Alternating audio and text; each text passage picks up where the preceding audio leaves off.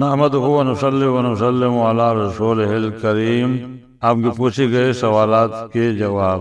سوال یہ ہے کہ ایک شخص قبل پھل آنے کے اپنا باغ بیچ دیتا ہے، کیا اس پر عشر ہے؟ اس کی رقم سال بھر رہے تو کیا اس پر زکوٰۃ ہے؟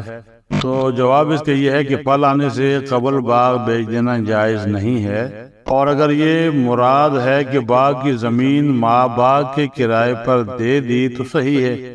اس صورت میں عشر اس کے ذمہ نہیں، البتہ سال پورا ہونے پر اس کے ذمہ زکوٰۃ ہوگی۔ دوسرا سوال یہ ہے کہ سنا ہے کہ جمعہ کی اذان کے بعد خرید و فروخت کرنا بالکل حرام ہے، کیا یہ ٹھیک ہے؟ اگر یہ بات ٹھیک ہے تو کون سی اذان کے بعد، یعنی پہلی اذان کے بعد یا دوسری اذان کے بعد؟ تو اس کا جواب یہ ہے کہ قرآن مجید میں اذان جمعہ کے بعد خرید و فروخت کی ممانعت فرمائی گئی ہے، سورہ الجمعہ۔ اس لیے جمعہ کی پہلی اذان کے بعد خرید و فروخت اور دیگر کاروبار ناجائز ہے۔ قرآن مجید میں ارشاد ہے، یا ایھا الذین آمنوا اذا نودی للصلاۃ من یوم الجمعہ فاسعوا الی ذکر اللہ وذروا البیع۔ صدق اللہ العظیم۔